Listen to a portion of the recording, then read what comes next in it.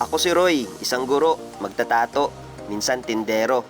Pero ngayong araw, maglalakbay muna tayo, kaya tara, samahan niyo ako. Ngayong araw ay pupunta kami sa Isla Verde, kasama ang Boy Scouts of the Philippines, Batangas City Council para sa isang Nutrition Day program. At ito ang sasakyan naming bangka. Ito ang unang pagkakataon na ako ay makakapunta sa Isla Verde. Pero hindi naman ito ang unang pagkakataon na ako ay makakasakay sa bangka kasi laki nga ako sa tabing dagat. Maaga kaming kumilos para hindi kami abutan ng malalakas na alon at ito nga kalmado pa ang dagat. At ito nga ako, handa nang sumampa sa bangka na aming sasakyan. Basic na sa akin ang pag-akyat sa mga ganitong bangka kasi nga batang aplaya, sanay na yan. So, ito yung bangka, meron siyang 35 person seating capacity at luwag na luwag naman para sa amin ang bangkang ito.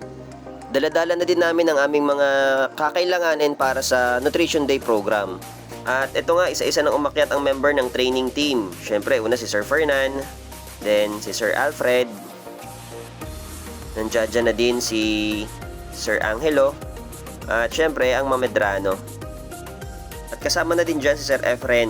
So, ang pangalan ng aming sasakyan ni MV Sequin 2. At ito nga, dumating na rin ang patrol boat mula sa Batangas City CDRRMC na kung saan sasakyan ng iba pang member ng training team. Yan, si Ma'am Mabel, si Miss Mean, si Sir Ronald, si Ma'am Jenny, si Ma'am Angie, at syempre ang iba pang kasama namin dito sa Nutrition Day program na ito. Bale, patatlong school na namin itong pupuntahan simula nang nag-umpisa itong Nutrition Day program ng BSP Batangas City Council. Una, pinuntahan namin ay ang Japmes, sumunod ay ang Santa Rita Elementary School, at ngayon nga, ang pagtulak namin sa San Andres, Isla Verde, kung saan ay pupuntahan nga natin ang Parang Cueva Elementary School. At eto nga, sinisimulan ng i-start ang makina ng aming sasakyang bangka. So ganito pala ang proseso ng papaandar ng makina ng bangka naming sasakyan. So kailangan ng 4 na katao para mahila itong lubid na mag-iikot dun sa makina. At eto nga, unti-unti nang lumalayo mula sa pangpang ng ilihan ang bangka na aming sinasakyan. Sa mga sandaling yan ay hinihila na yung sao noong bangka para mas madali ang pag-atras nito. At shoutout kay kuya na aming kapitan. At heto ako, dinadama ang sikat ng araw at hampas ng hangin sa aking mukha. At heto na nga ang aming paglalakbay at kitang-kita nyo naman ang hinahon ng dagat. At sa unti-unti naming paglapit sa Isla Verde, minatanawang kaming bahaghari na para sa akin ito'y sumisimbolo na magiging matagumpay ang aming magiging pagpunta sa lugar na ito. Nung una akala ko ang Isla Verde ay isa lamang barangay sa Batangas City pero hindi pala. Bali ang Isla Verde ay binubuo ng 6 na barangay, ang San Andres, San Agapito, Liponpon, San Agustin Silangan, San Agustin Canluran at San Antonio. At heto nga ang mga kasama habang kami ay naglalakbay. At eto nga, matapos ang 25 hanggang 30 minutong paglalakbay ay narating na namin ang pangpang ng Barangay San Andres kung saan naroroon ang Parang Cueva Elementary School. At heto nga, nagbabaan ng isa-isang excited na member ng training team. Siguro yung iba dito ay mga first timer sa pagtapak sa dalampasigan ng Isla Verde. Napakababait din ng crew nitong sinakyan namin bangka, talagang kami ay alalay na alalay sa aming pagbaba. At hindi magiging posible ang Nutrition Day program na ito kundi dahil sa aming masipag na CSE, Sir Serge Atienza. Saludo sa iyo, sir! At eto na nga ang unang pagtapak ng aking mga paa sa dalampasigan ng Isla Verde. Kaya para sa akin, hindi mo na kailangan dumayo pa ng Boracay. Dito lang sa Batangas City ay solved na. At heto na nga ang masisipag na member ng training team na talaga namang laging full support sa mga programa ng council. At heto na, welcome to Barangay San Andres, Isla Verde. At ito na yung aming naging paglalakad patungo sa Barangay Hall kung saan kami ay magpapahinga sandali. Bago magsimula ang lutuan ay nag-almusal muna kami sa Barangay Hall ng barakong kape at itong pancake. Napakababait ng tao din sa Barangay San Andres. At arin na nga't ating titimusan ang inihanda nilang pancake. Unang kagat, ay padalawang kagat na pala. Salamat sa taas. Ay ako'y napaumi sa sarap eh. Ay pagkakaganda ng kuha ko din eh, pwede na sa pelikula.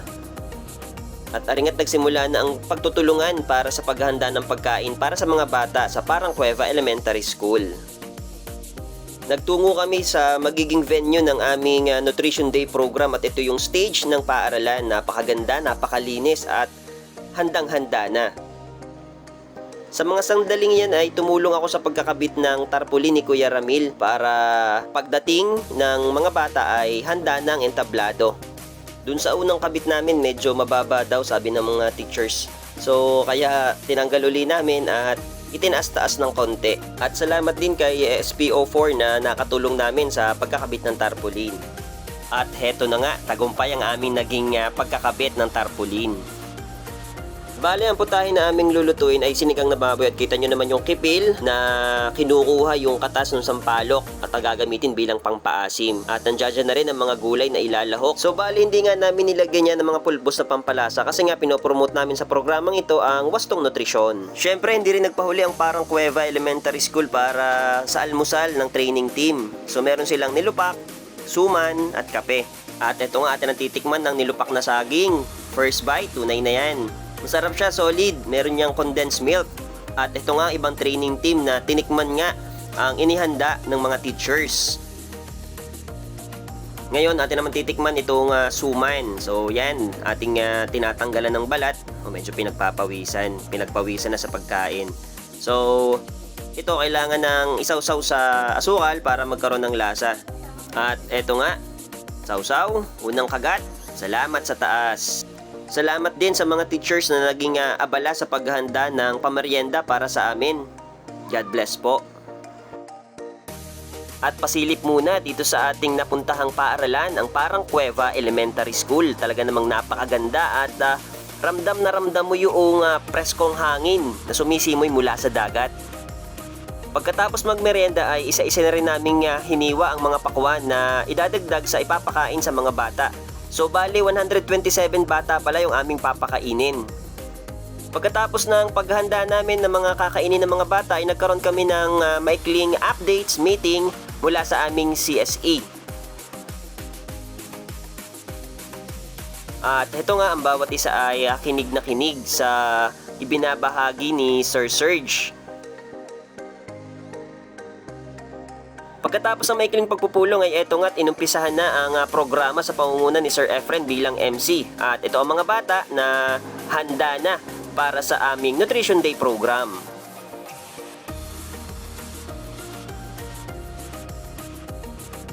At ang lahat ng panauhin mula sa barangay, sa Parang Cueva Elementary School at SDO Batangas City ay nanyayahan sa taas ng entablado. At ang bawat bata naman ay handang-handa na at kinig na kinig sa pagsisimula ng programa.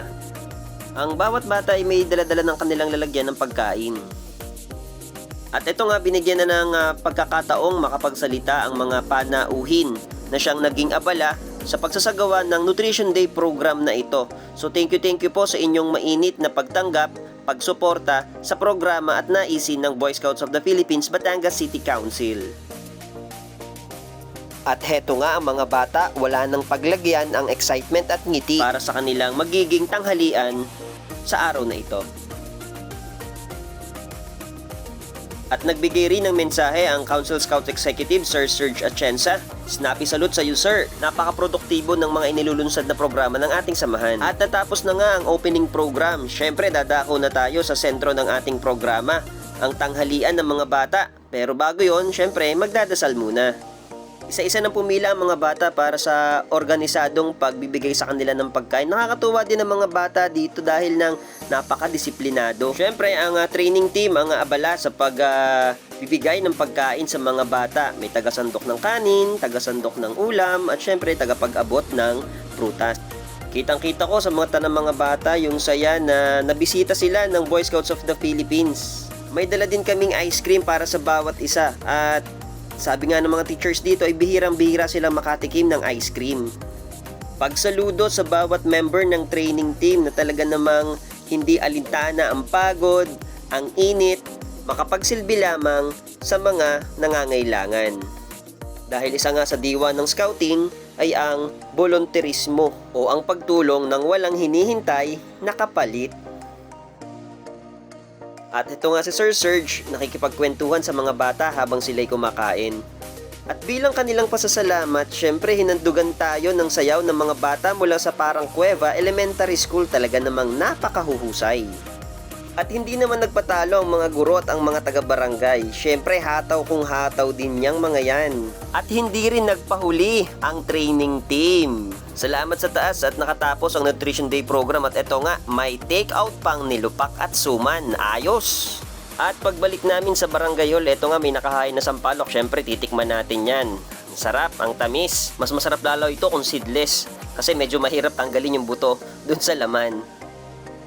Sa mga sandaling yan, naglalakad na kami pabalik sa Dalampasigan kasi kailangan na naming umuwi. At kahit matindi ang sikat ng araw, smile pa rin. Ang maikling pagtigil ko sa islang ito ay naramdaman ko yung simpleng buhay, sipol ng hangin at hampas lang ng alon sa buhanginan ng iyong maririnig. Malayo sa ingay ng lungsod at pansamantalang naiiwan ang mga problema ng realidad. Pero kailangang umusad at kilusan ng mga naisin natin sa buhay.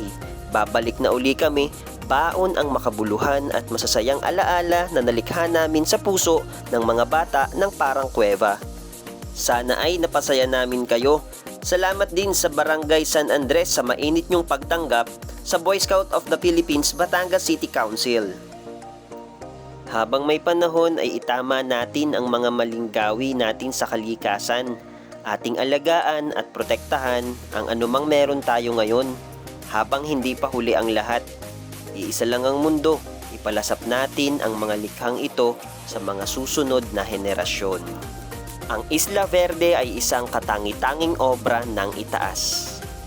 At heto nga, tagumpay kaming nakabalik sa daungan sa May Ilihan. So maraming salamat Batangas City Training Team sa inyong palaging pagsuporta sa ating kilusan. Muli, ako si Roy, isang guro, magtatato, minsan tindero at salamat sa pagsama sa akin sa paglalakbay na ito. Paalam!